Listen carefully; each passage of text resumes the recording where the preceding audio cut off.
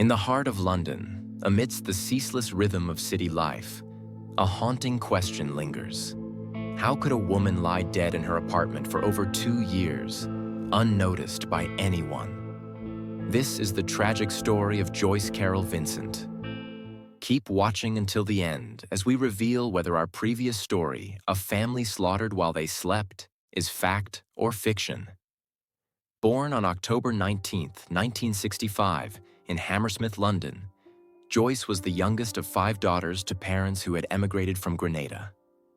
Her father, Lawrence, was a carpenter of African descent, and her mother, Lyris, was of Indian descent. Joyce's early life was marked by loss. Her mother died when she was just 11, leading her older sisters to take on the responsibility of raising her. She had a strained relationship with her emotionally distant father, who she claimed had died in 2001, though he actually passed away in 2004, unaware that Joyce had predeceased him. Joyce attended Melcombe Primary School and later Fulham Gilead School for Girls, leaving formal education at the age of 16 without any qualifications. Despite this, she secured a position as a secretary at OCL in the City of London in 1985. Over the years, she held roles at C. Ito and Law Debenture before joining Ernst & Young, where she worked in the Treasury Department for 4 years.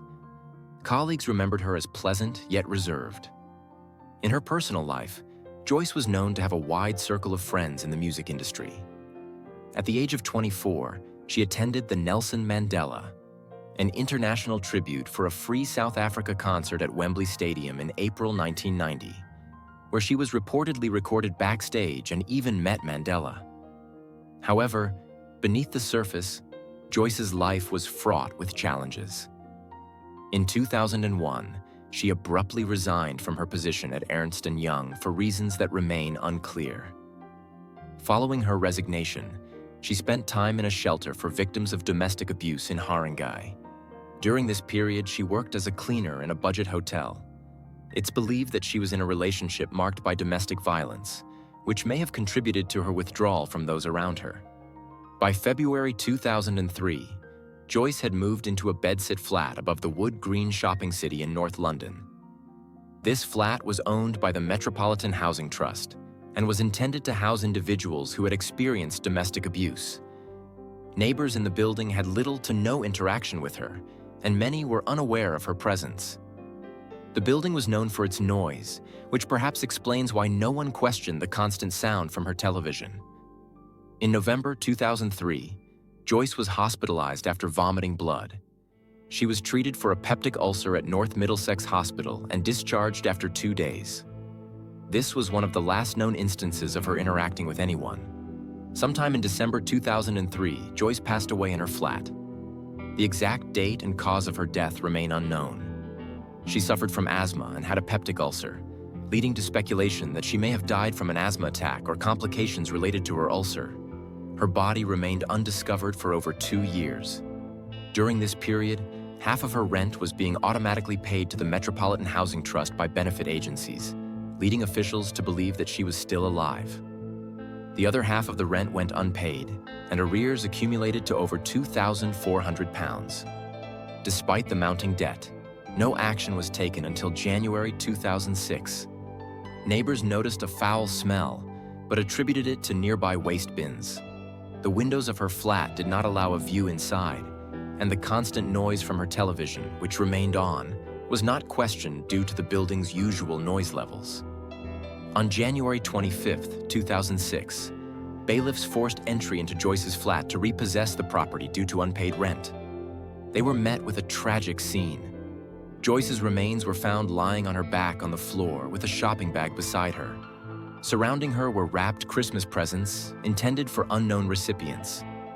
The television was still on, tuned to BBC One, and the heating was running. The state of her remains indicated that she had been deceased for a considerable time. The decomposition was so advanced that she had to be identified through dental records. A pathologist described her remains as mostly skeletal. The front door was double locked from the inside, and there was no sign of a break-in, leading police to rule her death as due to natural causes. There was no evidence of foul play. The discovery of Joyce's body raised many questions. How could a woman die in the middle of a busy city and remain unnoticed for over 2 years? How did none of her family, friends, or neighbors realize she was missing? Investigations revealed that Joyce had become increasingly isolated in the years leading up to her death. She had cut off contact with her family, and attempts by her sisters to locate her had been unsuccessful. They had hired a private detective and contacted the Salvation Army, but these efforts did not lead to her. Friends and acquaintances were shocked to learn of her death. Many had assumed she had moved away or started a new life elsewhere. Some expressed regret, wishing they had made more effort to stay in touch. The story of Joyce Vincent is a poignant reminder of the isolation that can exist even in densely populated cities. In 2011, filmmaker Carol Morley released a docudrama titled Dreams of a Life, which explored Joyce's life and the circumstances surrounding her death.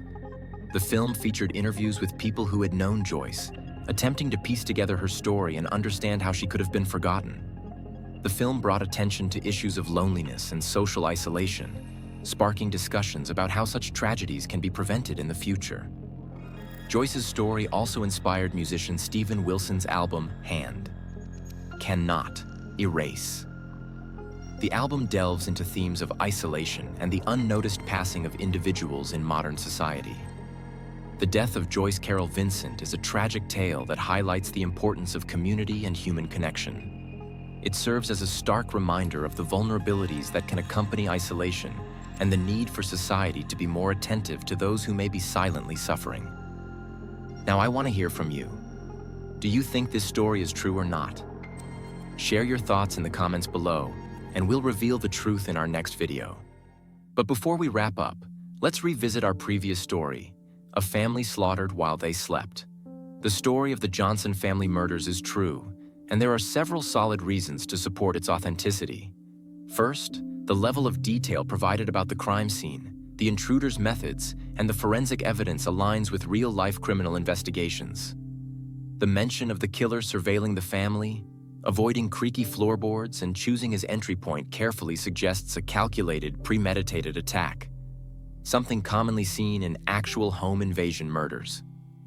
Additionally, the confession of the killer years later, with precise details matching the crime scene, adds credibility to the story.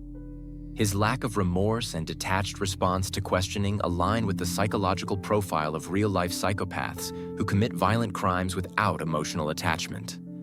Furthermore, the impact on the community mirrors what typically happens after such tragedies.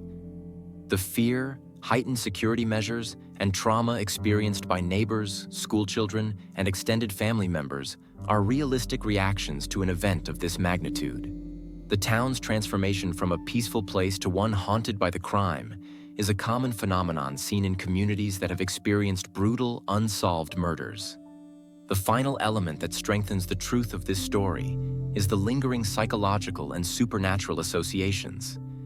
The idea that people still hear creaking floorboards and feel an eerie presence reflects how real-life tragedies often become embedded in the collective memory of a community, fueling urban legends and ghost stories.